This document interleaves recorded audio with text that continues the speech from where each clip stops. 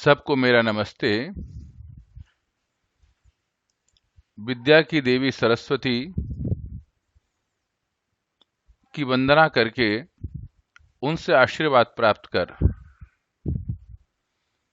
हम लोग पाठ का चिंतन करते हैं। सीबीएसई कक्षा 12वीं की परीक्षा हेतु हिंदी ऐच्छिक विषय अंतरा भाग 2 गद्य खंड। पाठ का नाम है यथास्मै रोचते विश्वम। इस पाठ का अध्ययन करने जा रहे हैं। इसे स्वर दिया है डॉक्टर गजानंद आर्य ने। लेखक का नाम रामविलास शर्मा। जन्म इनका 1912 ईस्वी में हुआ। सन 1912 में। गांव का नाम है ऊंच गांव, जिला उन्नाव, उत्तर प्रदेश। मृत्यु सन 2000 में हुई। शिक्षा उन्होंने एमए और पीएचडी की उपाधि अंग्रेजी साहित्य से ग्रहण की। कार्य बलवंत राजपूत कॉलेज आगरा में वो प्राध्यापक रहे और विशेष कार्य के लिए हम उनके विस्तृत जीवनी में अध्ययन करेंगे। उनकी कुछ कृतियां, रचनाएं: प्रेमचंद और उनका युग, भारतेंदु हरिश्चंद्र, भारतेंदु युग और हिंदी भाषा की विकास परंपरा, भाषा और समाज, भारत में अंग्रेजी राज और मार्क्सवाद, घर की बात, निराला की साहित्य साधना, ये उनकी विशेष रचना थी जिस पर वो सम्मानित हुए। लेखन विधा अर्थात उनकी जो लेखन शैली है, उस लेखनी में जो उनके शब्दों प्रकट होता है उसमें ये स्पष्ट है वो एक अच्छे विचारक हैं,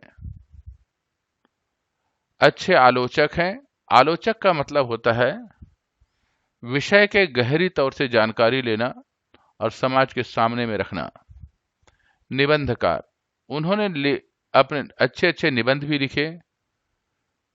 उनकी जो लेखन शैली है उसमें व्यंजना शैली है। व्यंजना का मतलब होता है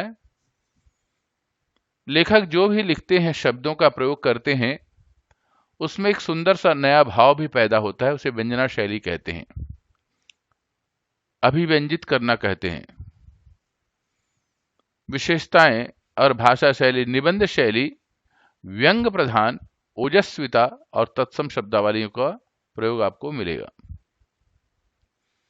सम्मान: साहित्य अकादमी पुरस्कार, सोवियत भूमि नेहरू पुरस्कार, भारत भारती पुरस्कार और शलाका सम्मान, ये उनको सम्मान प्राप्त हुए हैं। इस प्रकार हमने लेखक रामविलास शर्मा का संक्षिप्त जीवन परिचय प्राप्त किया। अब सीबीएसई के पुस्तक के माध्यम से जो रामविलास शर्मा जी का जीवन चरित्र है उसका विशद अध्ययन करने जा रहे हैं। आप चित्र में रामविलास शर्मा जी के यहाँ पर प्रतिछाया देख सकते हैं, फोटो देख सकते हैं। उनका जन्म, रामविलास शर्मा जी का जन्म सन 1912 में हुई और मृत्यु 2000 में। रामविलास शर्मा का जन्म उत्तर प्रदेश के उन्नाव जिले के ऊंच गांव सानी गांव में हुआ। ऊंच गांव का दो नाम है, सानी गांव या ऊंच गांव। उन्होंने लखनऊ विश्वविद्यालय में से अंग्रेजी साहित्य में एमए तथा पीएचडी की उपाधि प्राप्त की।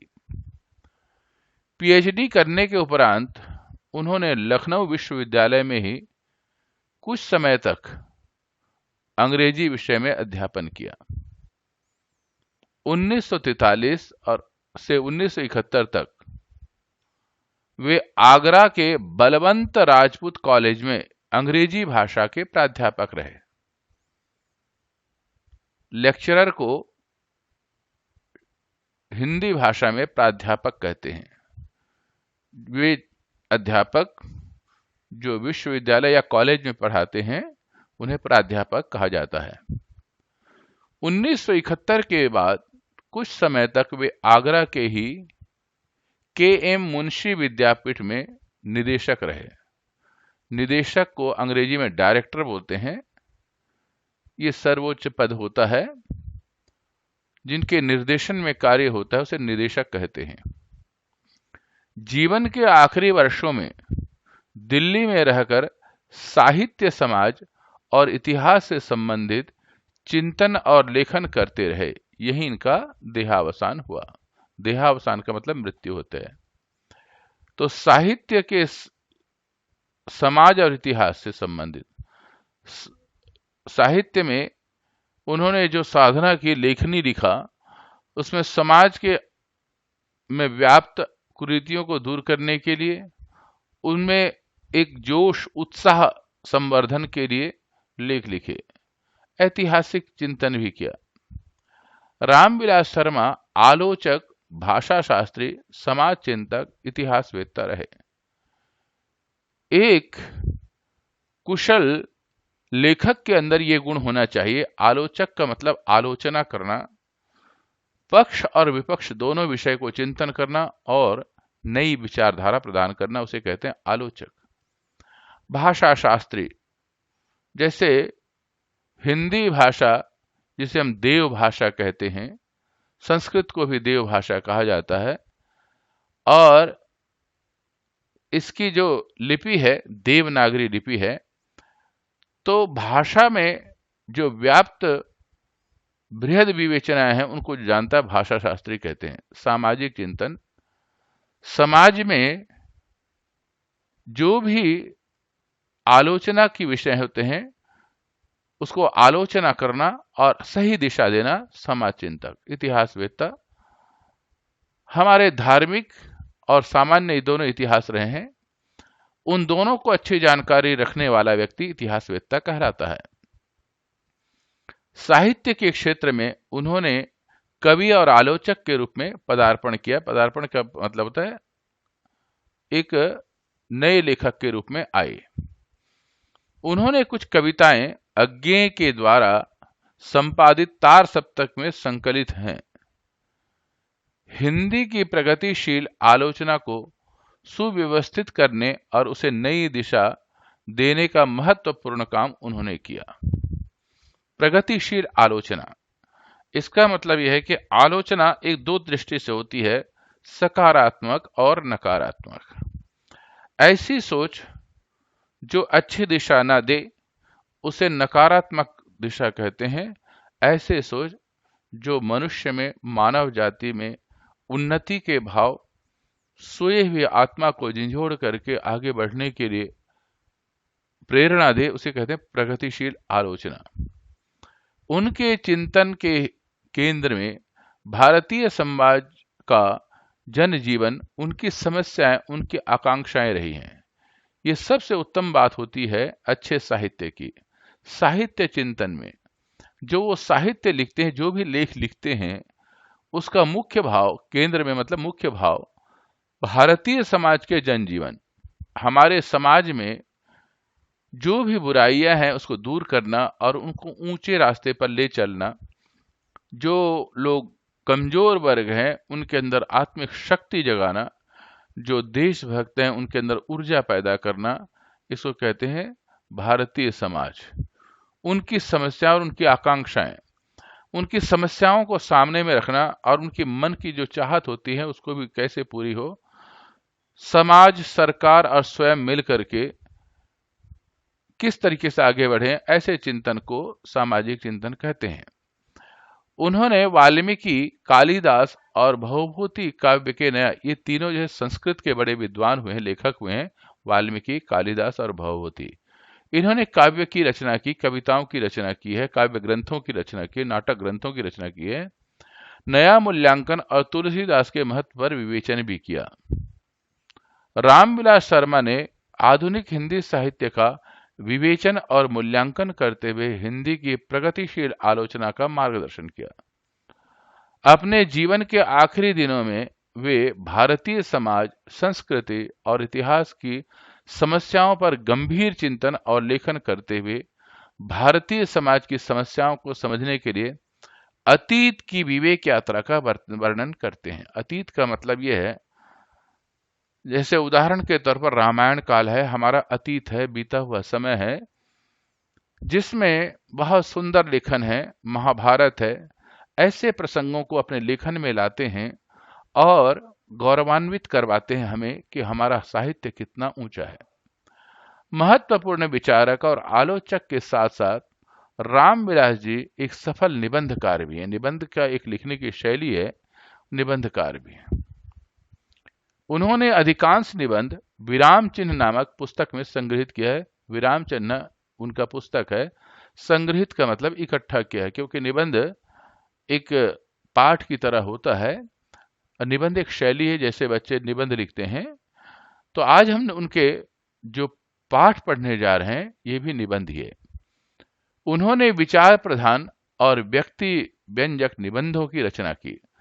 उनके जो निबंध है उसमें विचारों का प्रधानता रहती है। उच्च विचार, व्यक्ति व्यंजक अर्थात मनुष्यों को झिंझोड़ करके, समझा करके जगाने की भावना रहती है।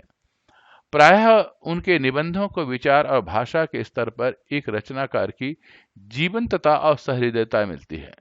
अगर किसी की रचना को आप पढ़ते हैं, आपको पढ़ने का मन करता है, तो उसे कहते हैं जीवंतता, और साथ में वह बहुत दिनों तक की टिका रहे, हर समाज का व्यक्ति स्वीकार कर सके, उसे जीवंतता कहते हैं। सहृदयता का मतलब होता है कोमल भाव से मानवीय मन को समझना, उनके हृदय से प्रेम करना।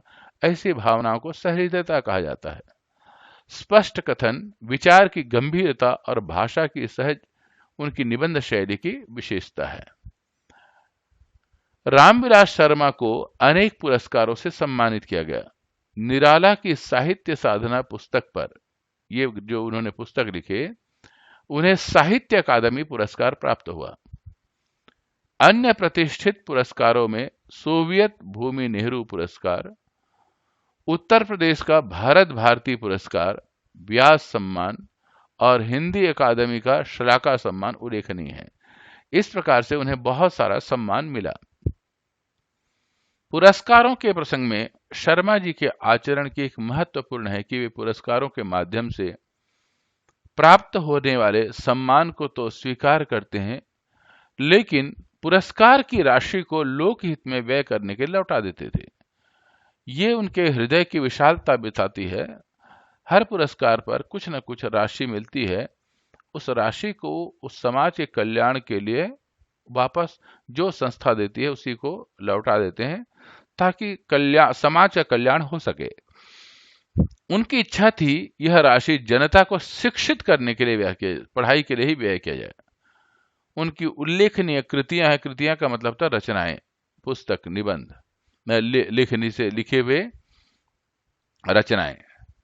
भारतेंदु और उनका युग, महावीर प्रसाद द्विवेदी, हिंदी नवजागरण, प्रेमचंद और उनका युग, निराला की साहित्य साधना, ये 3 खंडों में है। भारत के प्राचीन भाषा परिवार और हिंदी, ये भी 3 खंडों में है। भाषा और समाज, भारत में अंग्रेजी राज और मार्क्सवाद, इतिहास दर्शन, भारतीय संस्कृति और हिंदी प्रदेश, ये उनकी कुछ रचनाएं हैं। अगर आप और अधिक भी पढ़ना चाहते हैं तो आप विशेष रूप से इसको पढ़ सकते हैं। आज का पाठ है यथास्मयी रोचते विश्वम। यह एक निबंध है। उनके निबंध संग्रह विराम चिन्ह नाम का एक ग्रंथ है, पुस्तक है, जिसमें से एक निबंध लिया गया। उस निबंध का नाम है यथास्मयी रोचते विश्वम, जिसको आज हम पढ़ने जा रहे हैं। इसमें उन्होंने कवि की तुलना प्रजापति से करते हुए उसके कर्म के प्रति सचेत किया है। आप इसका एक बात का ध्यान रखें कि एक कवि अर्थात एक लेखक को अपने जब कविता या लेख की रचना करनी होती है, तो उसमें ऐसे भावना जैसे भगवान संसार का निर्माण करता है तो उसको कोई स्वार्थ नहीं होता। एक ही बात होती है कि मनुष्य इसका उपभोग करे और जीवन का आनंद ले, वो रचना करता है। लेकिन लेखक कवि क्या करता है, उसी प्रजापति के द्वारा बनाए हुए रचना में से मनुष्य समाज में जो कुछ कमियां हैं उसको दूर करने के लिए अपने काव्य की रचना करता है। दोनों में समानता इसलिए बताई है क्योंकि प्रजापति विश्व की संरचना करते हैं, कवि काव्य की संरचना करते हैं।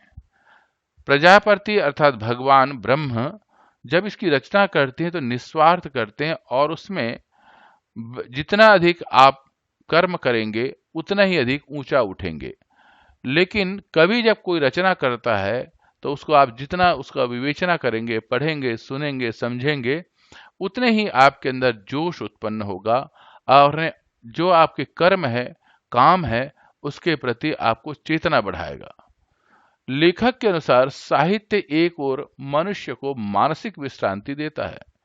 जैसे आप रामायण पढ़ते हैं, गीता पढ़ते हैं, तो वहां पर आपको मन की शांति मिलती है या आप जो चाहते हैं उसका उत्तर मिलता है। ऐसे ही अन्य अनेक रचनाएं हैं। जैसे आप अपनी परीक्षा की तैयारी करते हैं, एग्जाम की तैयारी करते हैं, कुछ बात को जानना चाहते हैं, तो लेखक की बात पुस्तकों से पढ़ते हैं, लेखक की बातों को समझते हैं, तो आपके मन को शांति मिलती है और लगता है कि हाँ, इसका उत्तर यही है। तो समझने की ताकत मिलती है, ज्ञान मिलता है, विद्या की प्रसार होता है। वहीं से उन्नति के मार्ग पर अग्रसर होने की प्रेरणा भी देता है।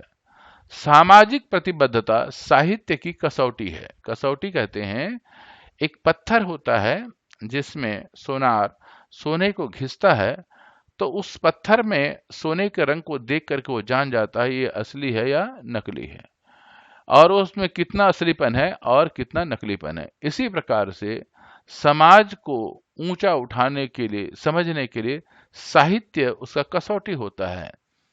15वीं शताब्दी से आज तक साहित्य के अध्ययन मूल्यांकन के लिए रामविलास जी ने इसी जनवादी साहित्य की को मान्यता दी है। अब हम पाठ पढ़ने जा रहे हैं, यथास्मै रोचते विश्वम।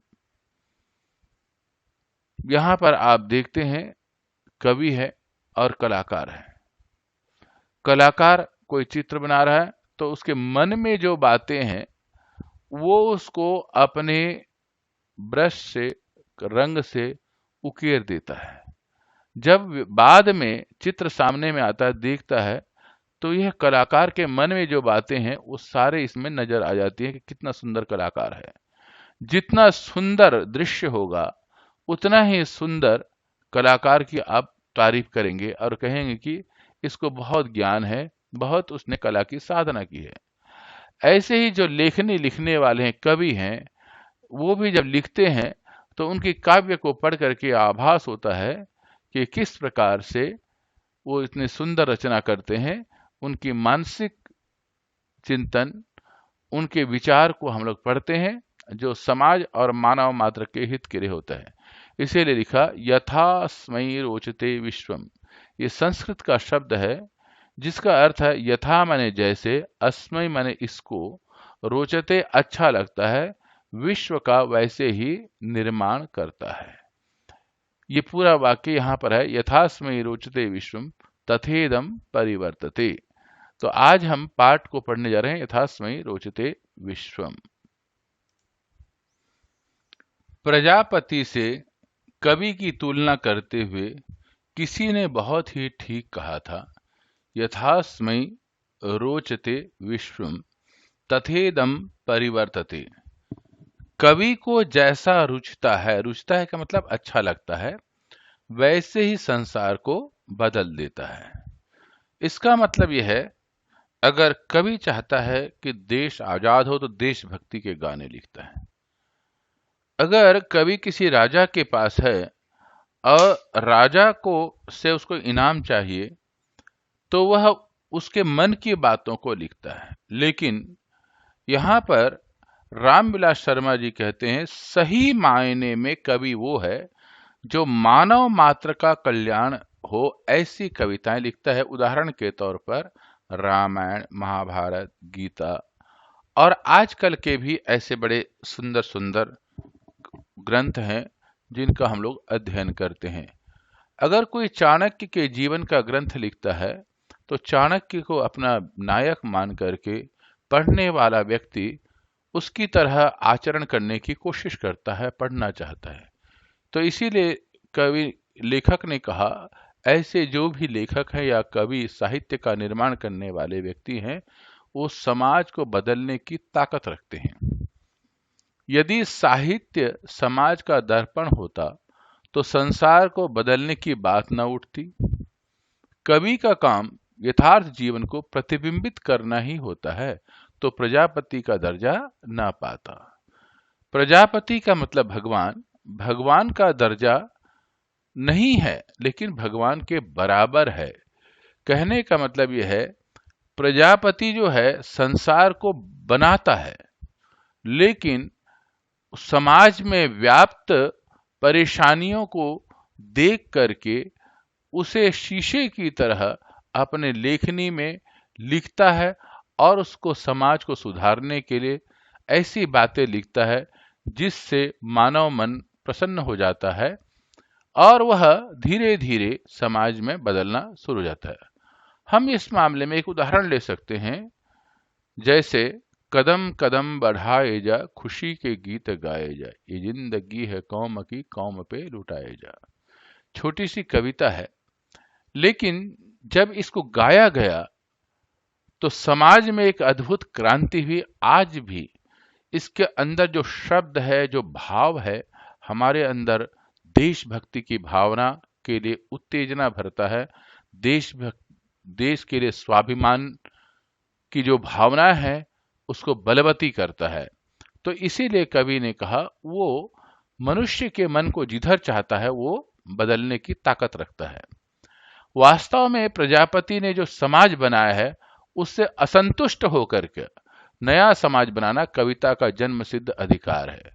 भगवान ने तो बना दिया जो समाज बनाना था, लेकिन आज समाज में अगर कोई अच्छाई नहीं है और वह समाज को हानि कर रहा है तो एक विचारक व्यक्ति उससे असंतुष्ट हो जाता है। अनेक लोग ऐसे हैं जो असंतुष्ट होते हैं, लेकिन जो कविता का निर्माण करता है वो व्यक्ति क्या करता है, ऐसी बात लगता है जिससे वह कुरीतियां खत्म हो जाए और समाज जो है नए सिरे से जाग करके अपने आप को परिवर्तन ला दे।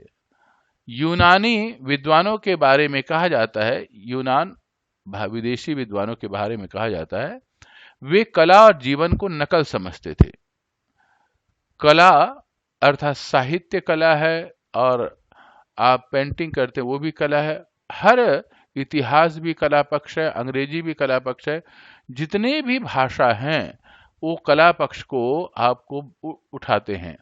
अगर आप साइंटिस्ट बनना चाहते हैं तो कोई ना कोई भाषा विशेष पे पढ़ते हैं उसे, चाहे अंग्रेजी में, चाहे अपनी भाषा में, चाहे किसी देश की भाषा में, लेकिन आपको वो एक कुशल साइंटिस्ट बना देता है, डॉक्टर बना देता है, या गहरी सोच वाला व्यक्ति बना करके आपके पेश करता है।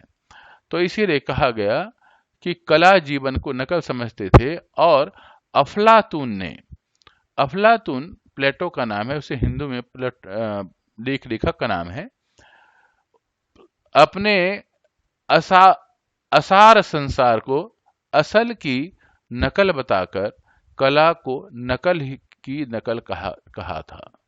तो अफलातून ने कहा था, संसार में रहने वाला व्यक्ति एक कला पर पूर्ण जीवन में जीता है, लेकिन जो कलाकार है, लेखक है, ये दोनों मनुष्य जिंदगी जो जी रहे हैं उसको कलम में लिखता है और उसको नकल करता है, अर्थात उसको प्रकृति को सोचता है, अपने मन की बातों को सोचता है, जीवन की मनुष्य को बात सोच करके उसको शब्दों में निबद्ध करता है। तो उसे लेकर नकल की नकल कहा है।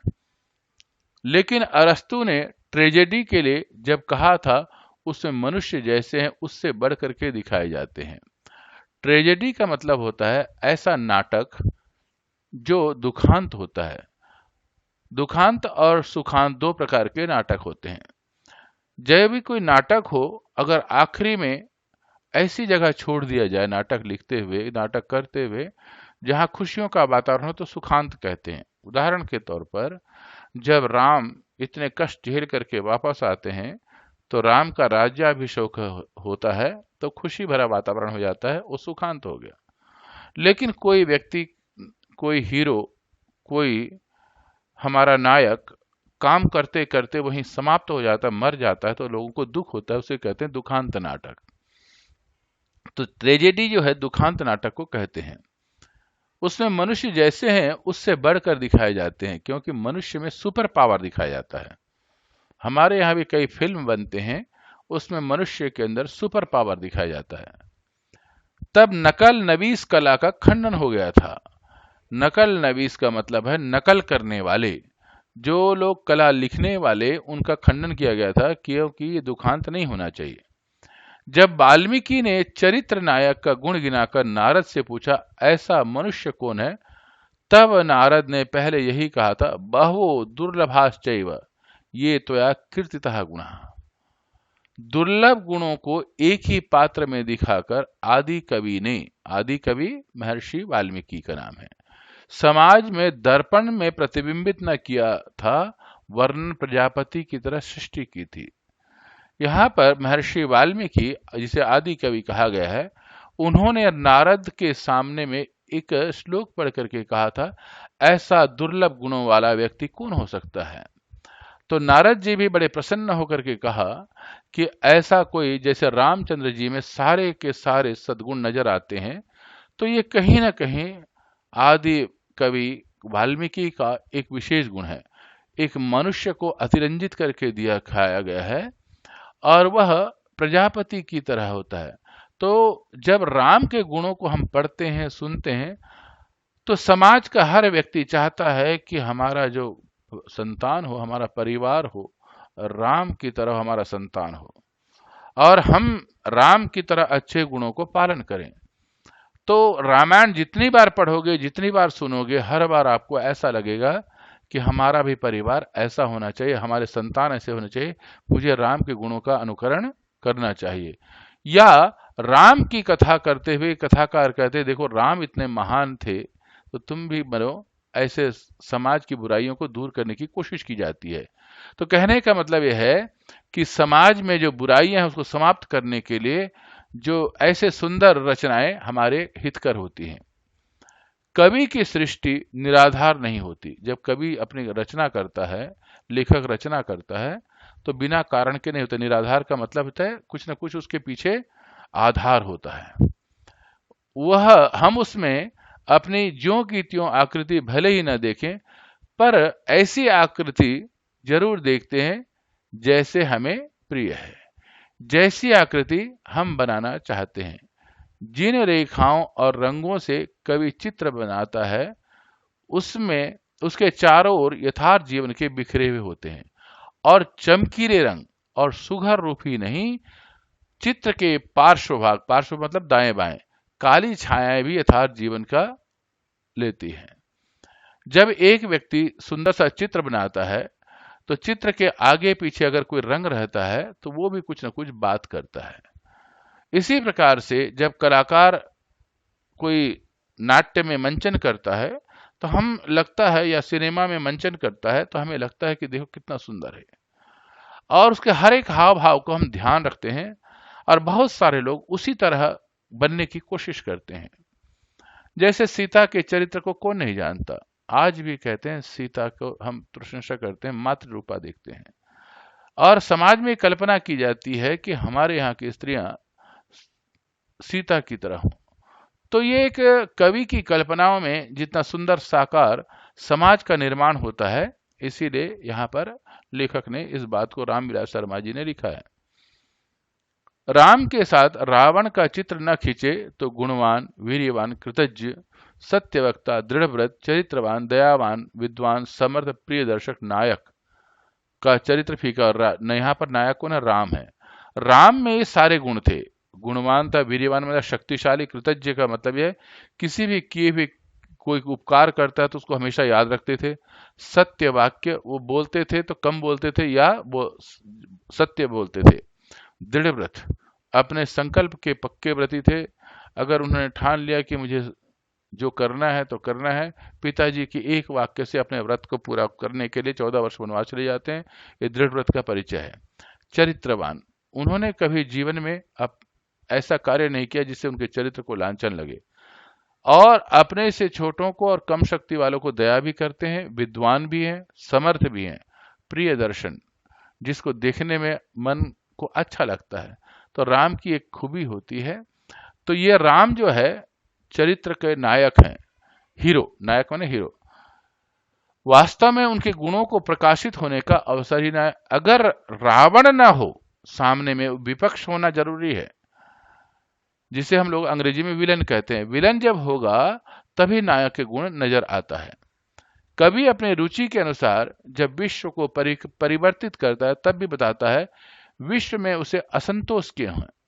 यह भी बताता है कि विश्व में उसे क्या रुचता है, जिसे वह फलता फूलता देखना चाहता है। उदाहरण के तौर पर राम परशुराम संवाद जब होता है तो परशुराम में कमियां नजर आती है, रावण में कमियां नजर आती हैं। सीता स्वयंवर में रावण इतना शक्तिशाली है लेकिन वहां कमजोर कवि दिखाते हैं, और तभी राम की महत्ता नजर आती है। परशुराम जी के सामने में जब लक्ष्मण और परशुराम का विवाद होता है तब उसी समय में राम जो है बड़े प्रेम से उसको जवाब देते हैं और अपने को परशुराम का सेवक बताते हैं। तो इस तरीके से परशुराम जैसे महाक्रोधी व्यक्ति भी एकदम शांत हो जाते हैं। तो ये हमारे नायक के गुण है। ये लेखक की कल्पना है। रंगीले चमक और पार्श्वभूमि की गहरी काली रेखाएं दोनों ही यथार्थ जीवन का उत्पन्न करते हैं। यहाँ पर उन्होंने जब चित्र बनाते हैं तो उसके दाएं बाएं जो चमकीले और पार्श्वभूमि रंग है, या एक मुख्य नायक है उसके दाएं बाएं जो भी अन्य कलाकार हैं उनको कमजोर दिखाना और मुख्य कलाकार को मजबूत दिखाना, तो ये जो है तभी उसकी महत्ता बढ़ती है। तो चमकीले रंग का मतलब यही है, पार्श्वभूमि का मतलब आसपास का वातावरण। दोनों ही यथार्थ जीवन से उत्पन्न होते हैं, लेकिन इसके पीछे यथार्थ जीवन की वास्तविकता है। अगर कोई मुख्य नायक है तो उसमें ये गुण होने आवश्यक है। इसलिए प्रजापति कवि गंभीर यथार्थवादी, यथार्थवादी का मतलब होता है जो जैसा है उसे स्वीकार कर लेना। ऐसा यथार्थवादी जिसके पांव वर्तमान की धरती पर है। ऐसा ना हो कि यथार्थ के पीछे बहुत ऊंची उड़ान उड़ जाए, नहीं, उनके धरती पर पांव रखने का मतलब यह है कि मानव समाज से जुड़े रहना। आंखें भविष्य के क्षितिज पर लगी हुई, इसलिए मनुष्य साहित्य में अपने सुख दुख की बात नहीं सुनता, उसमें आशा का स्वर भी सुनता है। और साहित्य थके हुए मनुष्य के लिए विश्रांति ही नहीं, वह आगे बढ़ने के लिए उत्साहित भी करता है। देखिए, साहित्य की सबसे बड़ी खूबी यही है। मनुष्य की सबसे बड़ी चीज है आशा। मैं ये बनूंगा, माता पिता की एक आशा होती है कि मेरा संतान ये बनेगा, और मैं ये काम करूंगा, इतना मकान बनाऊंगा, ये करूंगा। बहुत सारी ऊंची ऊंची सोच होती है। कोई बहुत बड़ी कंपनी के बारे में सोचता है, कोई बहुत बड़ा व्यापारी बनने की कोशिश सोचता है, और भिन्न भिन्न प्रकार के सोच है। कोई बहुत बड़ा साइंटिस्ट बनना चाहता है, कोई बहुत बड़ा डॉक्टर बनना चाहता है। तो ये उनकी आशाएं हैं। और थके हुए मनुष्य, जब आदमी करने की कोशिश करता है, व्यापार कर रहा है, कहीं जिंदगी में बड़ी दुखी हो जाती है, तो उस समय में क्या करता है, उस किसी साहित्य को पढ़ता है तो उसे बड़ी शांति मिलती है। अगर कोई व्यक्ति जिंदगी के बहुत सारे परेशानी से थक गया हो तो उपनिषद की कथा सुन लेता है, योग दर्शन के बारे में विवेचना सुन लेता है तो उसे बड़ी शांति मिलती है। राम कथा सुन लेता है, कृष्ण के गीता को सुन लेता है तो उसे बड़ी शांति मिलती है। तो जिंदगी में एक विशेष शांति भी मिलती है और साथ में उसे जीवन में ऊंचा उठने का रास्ता भी मिल जाता है, उसमें दोबारा उत्साह जाग जाता है। उदाहरण के तौर पर महाभारत में अर्जुन जो है अपने परिवार के लोगों को देख करके दुखी हो गए थे। कृष्ण ने अपने सुंदर शब्दों के माध्यम से उसे साहित्य विवेचना की, जिसमें समस्त पुराने दर्शनों का और वेदों का साहित्य था। हमारे आत्मा की अमरता, शरीर की नश्वरता, एक क्षत्रिय का कर्तव्य, इस सारे बातों को ध्यान से समझाया तो अर्जुन के अंदर पुनः उत्साह का संचार होता है और युद्ध करने को तैयार हो जाता है। तो उत्साह का संवर्धना होती है। ऐसे ही हर क्षेत्र में होता है। यदि समाज में मानव संबंध नहीं होते तो कभी चाहता है तो उसे प्रजापति बनने की जरूरत न पड़ती। उसके असंतोष की जड़ मानव संबंध ही, मानव संबंधों से परे साहित्य ही नहीं। जब विधाता पर साहित्य रचता है तब उसे ही मानव संबंधों की परिधि में खींच लाता है। इस मानव संबंधों की दीवाल से ही हैमलेट की कवि सुलभ सहानुभूति टकराती है। हैमलेट एक व्यक्ति विशेष का नाम है जो अंग्रेजी लेखक है, जो नाटक लिखता है, साहित्य लिखता है। यहां पर प्रजापति ने अवश्य संसार को बनाया, लेकिन उस संसार में कहीं न कहीं समाज में जाति प्रथा या दहेज प्रथा या ऐसी बातें जो मनुष्य को हीन करता हो, तो मानव समाज में एक हीनता के भाव जाग जाते हैं। ऐसे समय में लेखक जो है उनको अपनी शक्ति को जगाते हैं और आगे बढ़ाते हैं। जैसे कुछ भौतिक काल में लोग बड़े दुखी थे, तो तुलसीदास, कबीरदास आदि ने उनके अंदर भक्ति भाव जगाया और बताया कि हमसे भी बड़े प्रभु महान शक्तिशाली हैं, उनकी शक्ति को पहचानो, अपने जीवन को थोड़ी देर भक्ति की ओर मोड़ो। तो भक्ति साहित्य की ओर लोगों को मोड़ा। तो यहां पर ऐसे ही नाटक में जो जिसे चाहता है उसे परिवर्तित कर देता है। शेक्सपियर एक महान ट्रेजेडी की सृष्टि करता है। शेक्सपियर जो है एक लेखक हैं, वो जब नाटक लिखते हैं तो दुखांत नाटक लिखते हैं। ऐसे समय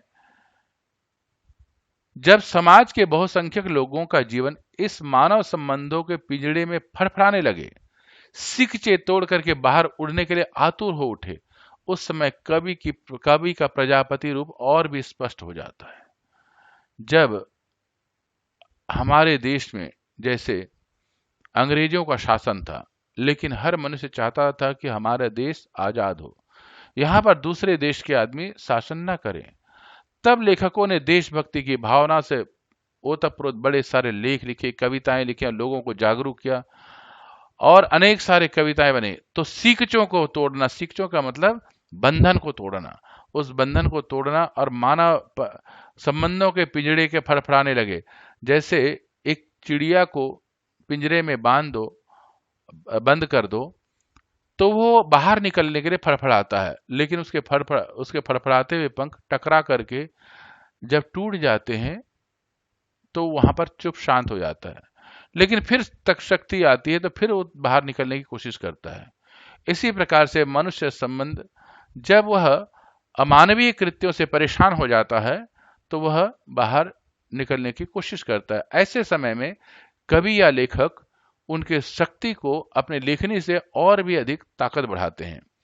उस समय कवि प्रजापति का रूप और स्पष्ट हो जाता है। उस समय कवि जो है भगवान नजर आता है और उनके बनाए हुए गानों को गाता है और अपने अंदर ऊर्जा पैदा करता है। वह समाज के दृष्टा और नियामक मानव विहग से क्षुब्ध और रुद्ध स्वर को वाणी देता है।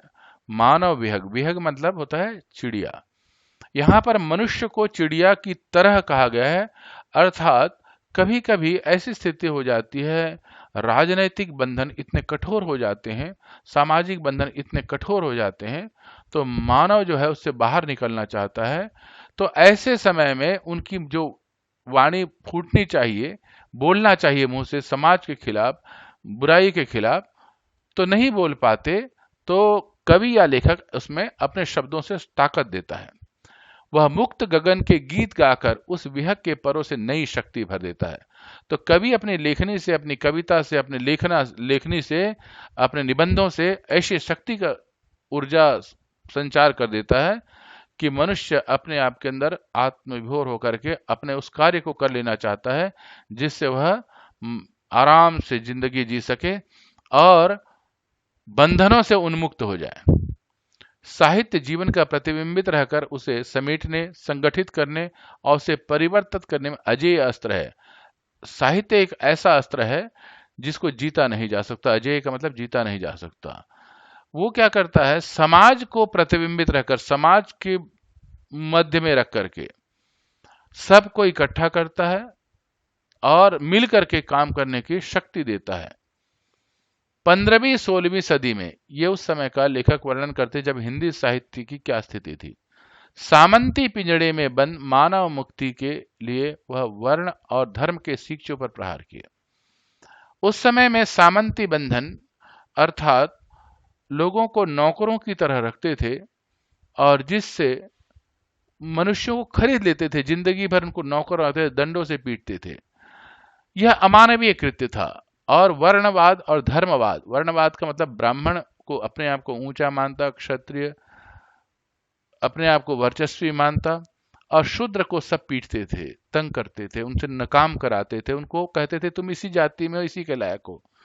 लेकिन मनुष्य को मनुष्य मानने वाला और धार्मिक बंधनों से, सीखचों से, मतलब धर्म के एक बहुत बड़ा लोगों ने आडंबर बना रखा था, उससे अलग अगर किसी ने किया तो जो लेखकों ने किया, कवियों ने किया। कुछ कवियों का नाम बताया है। कश्मीर की ललद्यत एक कवित्री है, पंजाबी नानक देव जी, हिंदी में सूरदास, तुलसीदास, मीरा और कबीरदास, इनके बारे में वर्णन करते हैं। बंगाली कवि में चंडीदास और तमिल में तिरुवल्लुवर आदि गायकों के पीछे पीछे समूचे भारत में जीर्ण मानव बंधनों को, पिंजड़े को झकझोर दिया था। इन लोगों ने जब भक्ति की बात कही और मनुष्य को मनुष्य बताया और मनुष्य को प्रभु का एक अंश बताया और हरेक को बराबर दृष्टि के बारे में देखा, तो जातिवाद और धर्म को झंझोड़ा, आडंबरों से अलग होने के लिए कहा, हर मनुष्य को पढ़ने के लिए कहा, हर मनुष्य को शिक्षित होने के लिए कहा। ये किसी जातीय विशेष का एकाधिकार नहीं है। तो लोगों में जागृति पैदा हुई, सब इकट्ठे हुए और इसको उसकी वाणी को आज भी गाया जाता है, कबीर के दोहे को गाया जाता है और तुलसीदास जी के वचनों गाया जाता है, मीरा के शब्दों को गाया जाता है, कविताओं को गाया जाता है। सब लोग गाते हैं। किस लिए गाते हैं? क्योंकि उसमें मानव जीवन की वास्तविकता है। भारत में जीर्ण मानव संबंधों को, पिंजड़े को झकझोर दिया था, मतलब हिला दिया था। कहा था कि ये मनुष्य तू जीत, तू मनुष्य है, तू भगवान का अंश है, भगवान ने सबको एक जैसे पैदा किया है, इसीलिए तू अपने को मनुष्य मान, जाति धर्म मत पढ़। जनता के मर्म को स्पर्श कर उन्होंने नए जीवन के लिए बटोरा, उसे आशा दी, उससे संगठित किया, जहां तहां जीवन को बदलने के लिए, संघर्ष के लिए आमंत्रित किया और सबको इकट्ठा करके कहा आओ मिलकर के संघर्ष करते हैं। 17वीं और 20वीं सदी में बंगाली रविंद्रनाथ टैगोर, हिंदी में भारतेंदु जी, तेलुगु में वीरेशलिंगम, तमिल में भारती, मलयाली में वल्लतोल, ये सारे लेखक हैं, कवि हैं।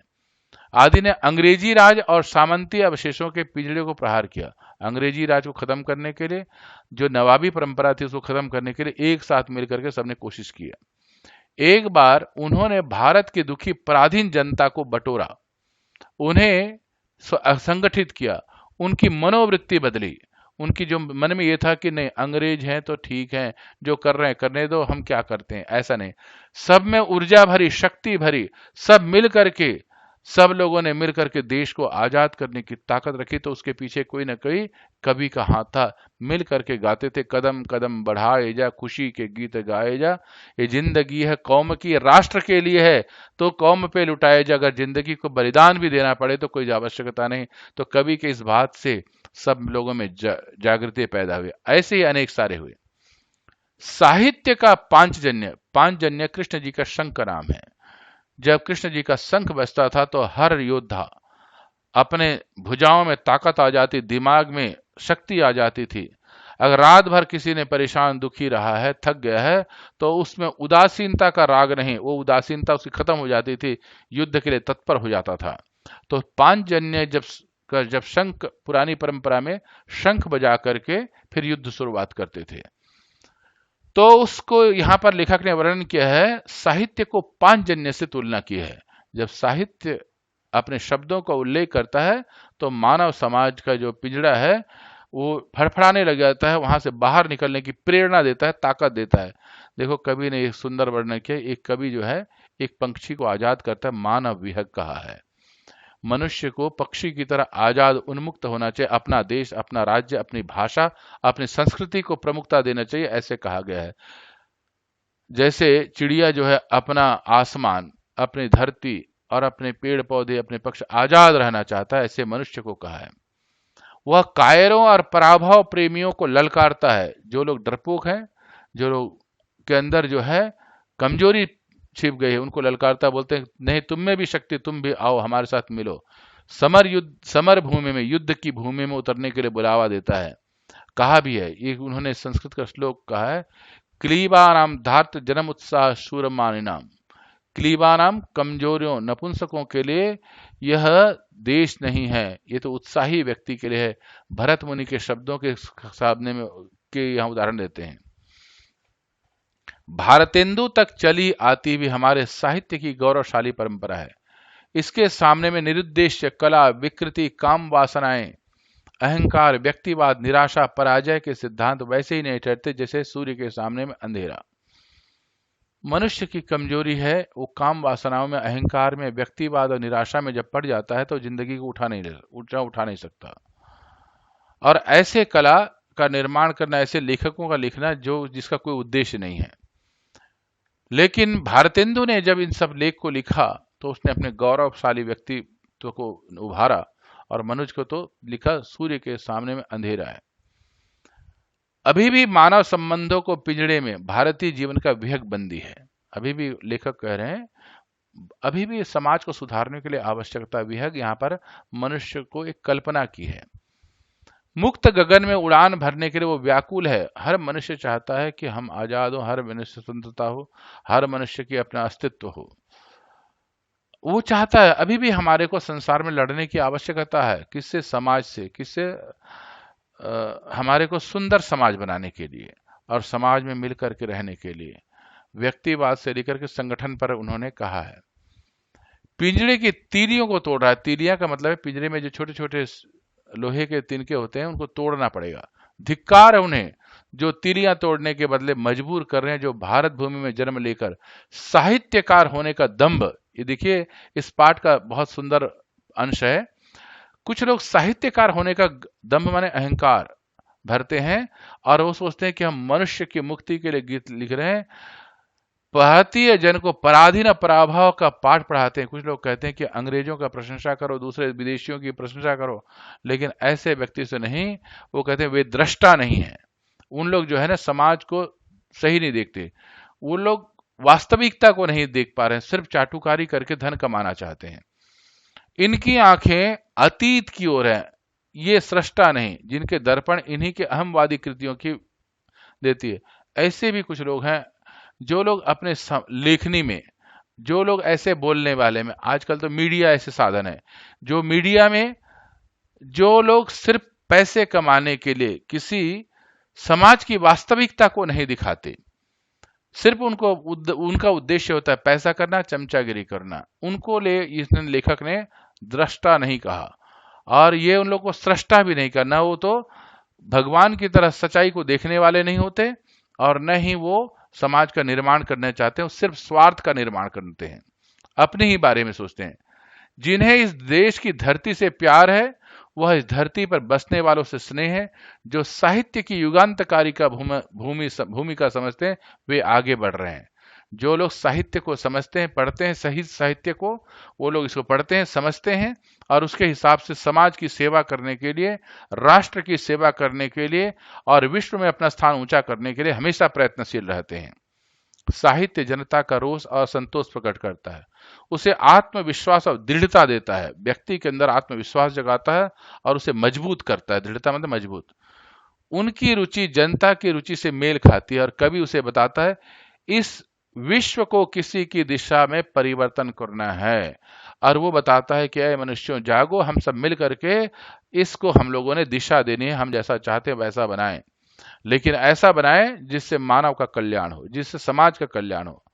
इसीलिए कहा, कवि दर्पण दिखाने वाला ही रह जाता है, वह ऐसा नकलची बन जाता है। कुछ लोग तो नकलची हैं, जिनका अपना कोई असलियत नहीं है। यहाँ पर कवि उनको झिझोड़ रहे हैं, कहते हैं ऐसे कवि जो स्वार्थ के लिए लिखते हैं, गंदे साहित्य को लिखते हैं, उनको जो है लेखक ने असली साहित्यकार नहीं माना। कवि का व्यक्तित्व पूरे वेग से तभी निखरता है जब वह समर्थ रूप से परिवर्तन चाहने वाली जनता के आगे कवि और पुरोहित की तरह बढ़ता है।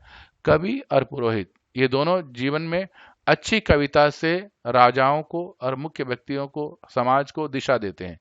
पुरोहित किसी भी परिवार को, राष्ट्र को सही दिशा देता है।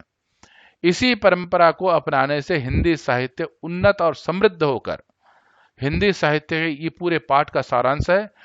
अगर हम लोग इस दिशा को अपनाते हैं, हमें मिल करके समाज को ऊंचा उठाना है। सभी जनता जनता है, सभी मानव मानव है। मानवतावाद को उठाएंगे। हर मनुष्य के यहाँ अच्छा भोजन हो, अच्छा संस्कार हो और हर एक के अंदर चेहरे पर सुख की भावना हो, तो ऐसी बातों को हिंदी साहित्य में लिखा जाए ताकि हर व्यक्ति ऐसे ही कार्य करे, समाज कल्याण के लिए अपना जीवन देने को तैयार हो, देशभक्ति की भावना हो। ऐसे उन्नत और समृद्ध साहित्य से समाज का कल्याण बढ़ता है। तो लेखक ने हिंदी साहित्य को लिखने वाले उन लेखकों को ललकारा है और कहा है, जो लोग स्वार्थ के पीछे गंदे साहित्य की रचना करते हैं और लालच भरे शब्दों से सिर्फ चमचागिरी करते हैं, अवसरवादी हैं, उनको उन्होंने दृष्टा और पुरोहित नहीं कहा, सृष्टा भी नहीं कहा। उन लोगों को विनाशशील की ओर ले जाने, समाज को विनाश की ओर ले जाने वाले व्यक्ति कहा है। अब हम आपको इस पाठ में अगर कोई आपको कठिन शब्द समझ में नहीं आता तो आप यहां से देख सकते हैं, नकल नवीस, पार्श्व, पांचजन्य, विश्रांति। अब हम पाठ के प्रश्नोत्तर के विषय में चिंतन करने जा रहे हैं। अब प्रश्नोत्तर के विषय में समझाएंगे। प्रश्नोत्तर को समझने के लिए पाठ्य पुस्तक के प्रश्नोत्तर, अब इस पर हम चिंतन कर रहे हैं। प्रश्न 1,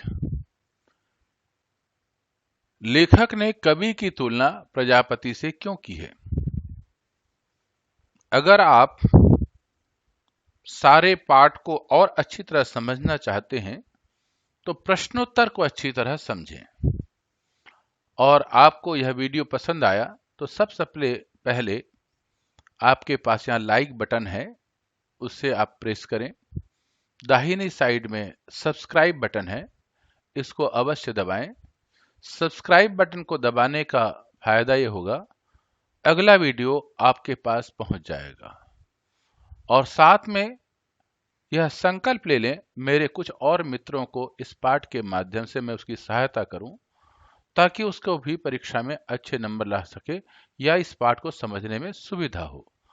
और ठीक जो सब्सक्राइब बटन है, इसके ऊपर एक छोटा सा एरो की बना होगा, उसको डिस्क्रिप्शन बटन कहते हैं, उसको जरा सा दबाइए और उसके नीचे में और भी पाठ के बारे में आपको सूचनाएं हैं। मेरा ईमेल आईडी है, अगर आप कुछ लिखना चाहते तो लिखें। आइए हम प्रश्नों को समझें।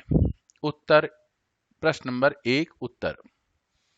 लेखक के अनुसार जिस प्रकार प्रजापति दुनिया की रचना अपनी इच्छा के अनुसार करता है, वैसे ही कवि भी दुनिया को अपने अनुसार बदल देता है। उसके अनुसार दुनिया को बदलने की शक्ति प्रजापति और कवि दोनों में होती है।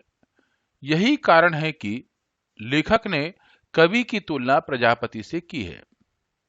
जैसे प्रजापति कभी भी दुनिया को बदल देता है, वैसे ही कवि अपनी रचनाओं के दम पर समाज की सड़ी गली परंपराओं को बदलने व उखाड़ने की शक्ति रखता है।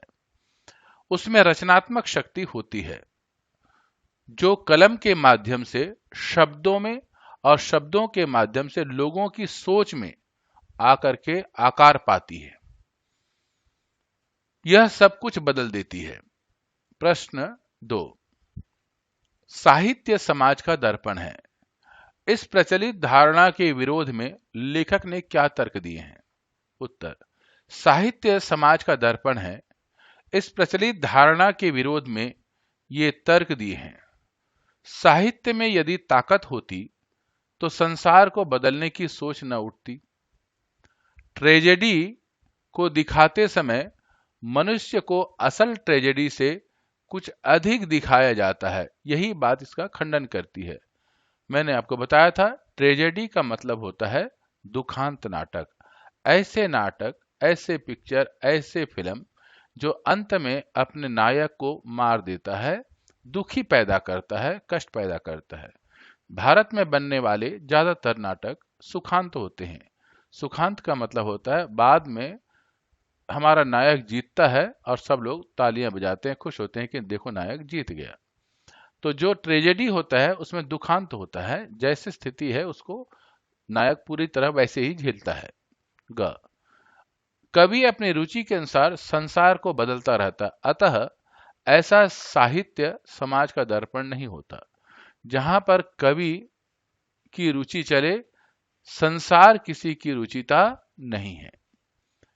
जब कोई समाज के व्यवहार से असंतुष्ट होता है, तब वह संसार को बदलता या नए संसार की कल्पना करता है, बदलना चाहता है या संसार की कल्पना करता है। अतः वह इस भावना से साहित्य समाज का दर्पण कैसे हो सकता है। जो नकारात्मक भावते हैं उसको लेखक ने यहाँ पर लिखा है। मैंने कहा था समालोचक, समालोचक का मतलब होता है लेखक ने लिखा है सकारात्मक पक्ष और नकारात्मक पक्ष दोनों का ही चिंतन करता है। प्रश्न 3, दुर्लभ गुणों को एक ही पात्र में दिखाने के पीछे कवि का क्या उद्देश्य है, उदाहरण सहित स्पष्ट कीजिए। उत्तर, प्रायः दुर्लभ गुणों का समावेश एक ही व्यक्ति में होना असंभव होता है। ऐसा व्यक्ति ढूंढ कर भी नहीं मिलता।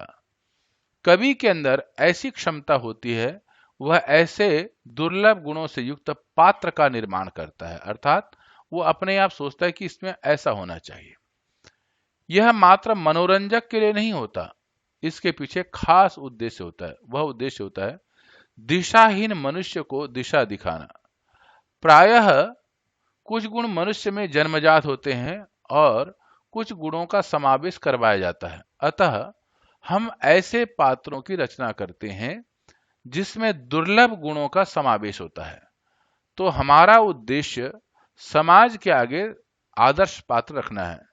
यह समाज में लोगों का आदर्श बन जाता है।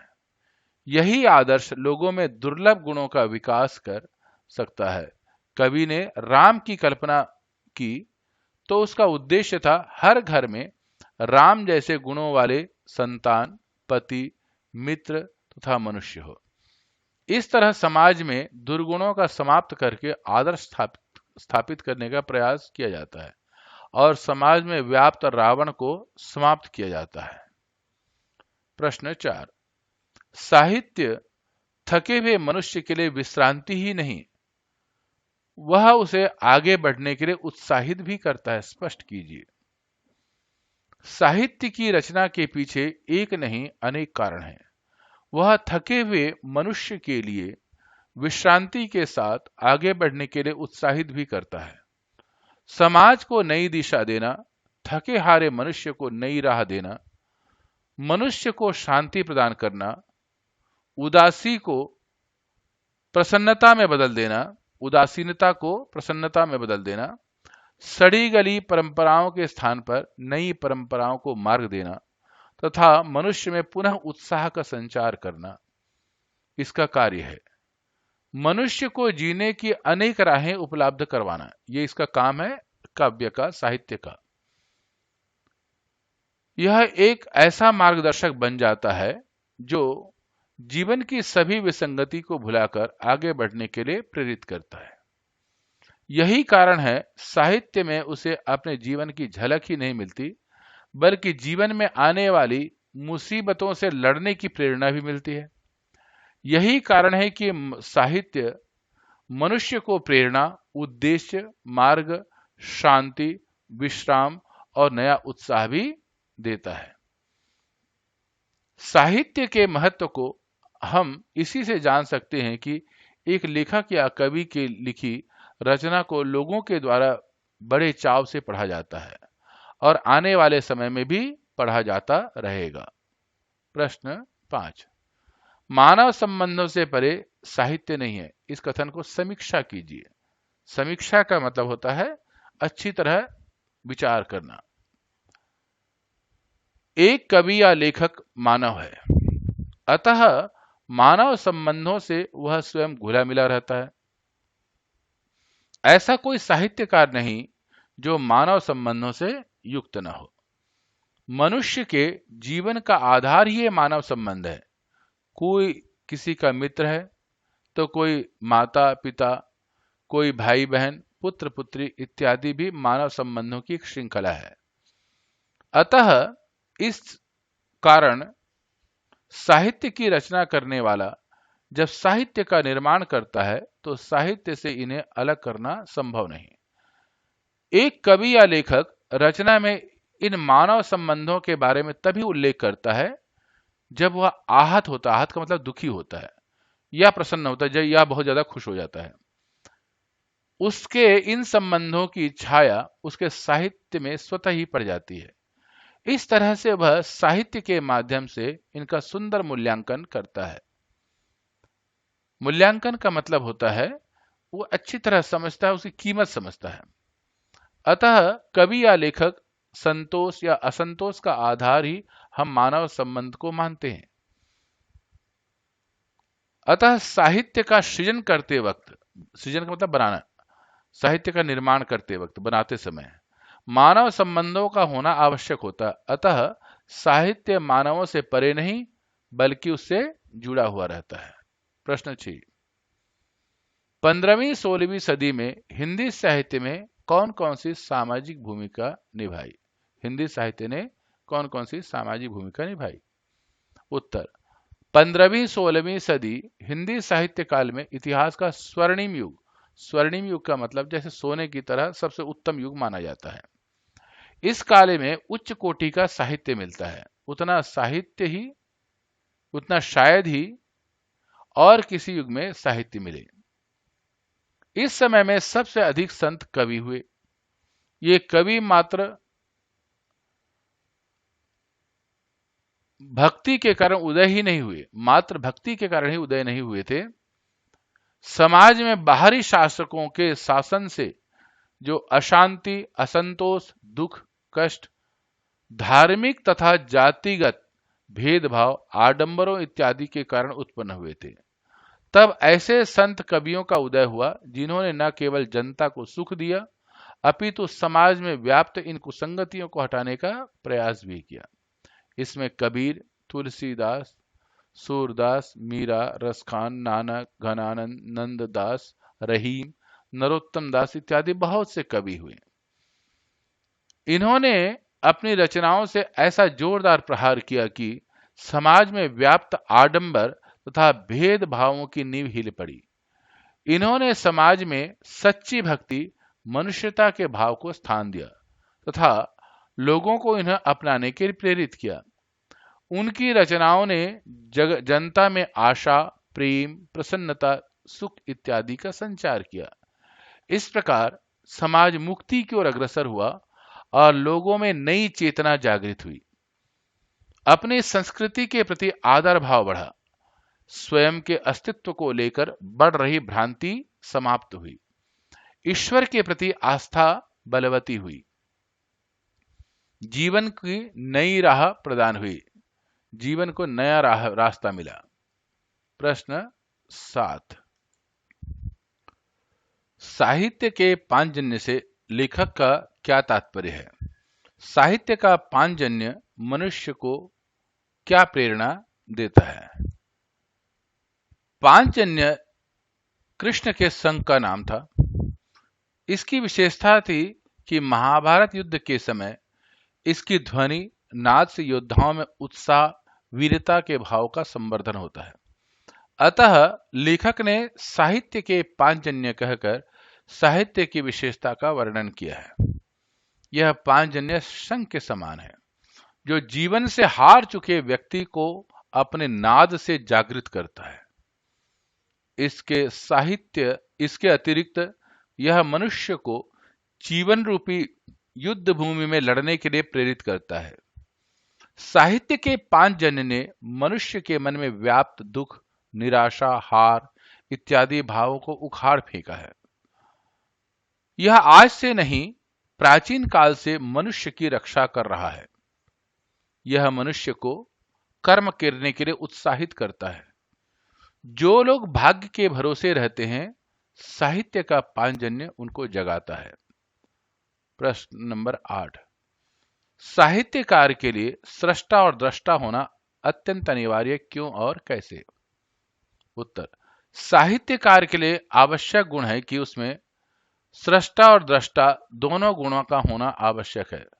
सृष्टा में नई रचनाओं की सृष्टि करता है, दृष्टा से वह समाज में व्याप्त सूक्ष्म से सूक्ष्म समस्याओं को देखने की क्षमता रखता है। इस तरह वह समाज में व्याप्त अनेक समस्या पर पैनी दृष्टि रखता है और उसे समाप्त करने के लिए नई रचनाओं का निर्माण करता है। यह रचना उन समस्याओं की जड़ पर प्रहार करती है और समाज में व्याप्त असंगति को समाप्त करती है। इस तरह सुनहरे भविष्य का निर्माण करता है और आने वाली पीढ़ी को एक सुंदर भविष्य देता है। इसलिए कहा गया है, साहित्यकार के लिए सृष्टा और दृष्टा होना अत्यंत अनिवार्य है। प्रश्न नंबर 9, कवि पुरोहित के रूप में साहित्यकार की भूमिका स्पष्ट कीजिए। पुरोहित आम जनता के आगे चलकर उनका मार्गदर्शन करता है। वह जनता को जैसा जैसा निर्देश देता है वैसे ही आम जनता करती है। इस तरह वह जनता को पूजा निर्देश देकर उसके जीवन में आए कष्टों का निवारण करता है तथा उनके जीवन में शांति स्थापित करता है। कवि पुरोहित भी ऐसा ही करता है। वह आम जनता के जीवन में परिवर्तन की चाह को पूरा करने के लिए उनका दिशा निर्देश करता है और उन्हें नए मार्ग दिखाता है। एक समाज में मानवीय संबंधों के मध्य व्याप्त परेशानियां हैं तो उसे साहित्यकार कहलाना व्यर्थ है। इस तरह वह साहित्य के साथ न्याय नहीं कर पाएगा। उनका साहित्य ही है जो लोगों में चेतना जागृत कराता है और उन्हें नव तथा सुखी परिवार की राह दिखाता है। उन्हें समाज तथा प्रेरणा देकर उनके जीवन को बदल देता है। कवि पुरोहित के रूप में जनता का कल्याण करता है। प्रश्न 10, सप्रसंग व्याख्या कीजिए। कवि की यह सृष्टि निराधार नहीं होती। हम उसमें अपनी ज्यों की त्यों आकृति भले ही न देखें, पर ऐसी आकृति जरूर देखते हैं जहां हमें प्रिय है, जैसी आकृति हम बनाना चाहते हैं। ये सब पाठ के अंश हैं। प्रजापति कवि गंभीर यथार्थवादी होता है। ऐसे यथार्थवादी जिसके पांव परिवर्तन की धरती पर है और आंखें भविष्य की क्षितिज पर लगी हुई है। ग, इसके सामने निरुद्देश्य कला, विकृति, काम वासनाएं, अहंकार और व्यक्तिवाद, निराशा और पराजय के सिद्धांत वैसे ही नहीं ठहरते जैसे सूर्य के सामने में अंधकार। बड़ा सुंदर पंक्ति है। ये पंक्तियां रामव्यास शर्मा के द्वारा लिखे हुए यथास्मय रोचते विश्वम इससे अवतरित हुआ है। प्रस्तुत पंक्ति में कवि या लेखक द्वारा सृष्टि के संबंध में लेखक अपने विचार अभिव्यक्त करता है। ये तो आपको प्रसंग पर लिखना होता है और उसके बाद उत्तर यह है। व्याख्या, लेखक कहता है कि एक कवि द्वारा रचना के समय जो कल्पना की जाती है वे बिना आधार के नहीं होती, अर्थात वह जो देखता है और समझता है, सोचता है, उसे आधार बनाकर एक नई सृष्टि की रचना करता है। अब प्रश्न उठता है कि उसे ऐसी सृष्टि की रचना करने की आवश्यकता क्यों पड़ी होगी? तो इसका उत्तर है, कवि जहां कल्पना लोक का वासी है, वहीं हकीकत के धरातल में भी उसके पैर भली प्रकार से टिके होते हैं। समाज में व्याप्त विसंगति, कुरीतियों, सड़ी गली परंपराओं से आहत कवि अपनी कल्पना से ऐसे समाज या ऐसे सृष्टि की रचना करता है जो इससे मुक्त होती है। साधारण मनुष्य भी इस प्रकार की विसंगति, कुरीति, सड़ी गली परंपराओं, धारणाओं इत्यादि से प्रताड़ित होता है। प्रताड़ित का मतलब दुखी होता है। अतः जब वह एक काव्य की रचना करता है तो जिस समाज या सृष्टि की कल्पना उसे अपने मन में की हो वह साकार हो जाती है। वह बिल्कुल कवि की कल्पना से न मिले, लेकिन कहीं न कहीं कवि की रचना के समान हमें प्रिय होती है। हम भी वही चाहते हैं जो एक कवि चाहता है। भाव यह है कि कवि जो रचना बनाता है उसके पात्र यथार्थ जीवन के पात्र अवश्य होते हैं, लेकिन उसमें कल्पना का भी समावेश होता है। वह ऐसी रचना होती है जिसे पढ़कर पाठक को लगता है कि जैसे मानो वह रचना उसी के जीवन का उद्देश्य बनाकर लिखी गई है। उसकी समस्याओं का वह नकल है और उसमें व्याप्त हल उसके जीवन में व्याप्त समस्याओं को हल दे रहे हों, रास्ता दिखा रहे हों। ख का प्रसंग उसी तरीके से है। प्रस्तुत पंक्तियां रामविलास शर्मा द्वारा लिखित निबंध यथास्मय रोचते विश्वम से अवतरित है। प्रस्तुत पंक्ति में कवि के गुणों का प्रकाश डाला गया है। व्याख्या। लेखक के अनुसार सृष्टि की रचना करने वाला कवि गंभीर यथार्थवादी होता है, अर्थात वह यथार्थ को कल्पना से नहीं जोड़ता है, वह उसे गंभीरता से लेता है और अपनी रचनाओं को पूरी गंभीरता से उस यथार्थ को दर्शाता है। इस प्रकार साहित्यकार की विशेषता होती है, वह अपना कर्तव्य पूरी गंभीरता से निभाता है। उसके पांव यथार्थ पर पूर्ण रूप से टिके होते हैं, अर्थात वह सच्चाई से पूरी तरह जुड़ा होता है। वह जानता है कि वर्तमान में क्या चल रहा है, वह जानता है कि वर्तमान का वह सत्य जैसे कैसे भविष्य की क्षितिज पर दिखाई देगा, अर्थात वह ऐसे साहित्य की रचना करता है जो वर्तमान की सत्य घटनाओं पर आधारित होता है और आने वाले भविष्य की संरचना को दर्शाता है। उसकी रचना में सत्य का उद्घाटन और उसके भविष्य पर पड़ने वाले प्रभाव का सही वर्णन होता है। ग लेखक साहित्य की विशेषता बताते हुए स्पष्ट करता है कि हमारे साहित्य का उद्देश्य मात्र मनोरंजन करना नहीं है, वह मनुष्य को सदैव बढ़ने और चलते रहने की शिक्षा देता है। हमारे साहित्य का गौरवशाली इतिहास इस बात का प्रमाण है। हमारी इस परंपरा के समक्ष ऐसी कला जिसमें कोई न उद्देश्य हो, जो काम वासनाओं की पोषक हो, जिसमें अहंकार तथा व्यक्ति को अधिक महत्व दिए जाए या निराशा और पराजय के भावों का पोषण करे, उसे कोई मान्यता नहीं दी गई है। यह ऐसे ही गायब हो जाती है जैसे सूर्य के उदय होते ही अंधकार गायब हो जाता है। भाव यह है कि कला जो मनुष्य को दिशाहीन बना दे, उसका समाज में कोई स्थान नहीं, उसे हमारे लोगों के द्वारा नकारा गया है। हीरे के समान साहित्य की भी सदियों से आवश्यकता बनी रही है। तो हमने इस पाठ की संपूर्ण विवेचना की। तो सबसे पहले आप लाइक बटन दबाएं और सब्सक्राइब बटन अवश्य दबाएं। हिंदी साहित्य के प्रचार और प्रचार के उद्देश्य से, अपने किसी मित्र को सहायता करने के उद्देश्य से किसी मित्र को यह वीडियो अवश्य भेजें, ताकि उसे भी यह पाठ समझ में आए। हम सब मिलकर के हिंदी साहित्य को आगे बढ़ा सकते हैं और एक दूसरे की सहायता कर सकते हैं साहित्य की विवेचना के लिए। पुनः सबको नमस्ते।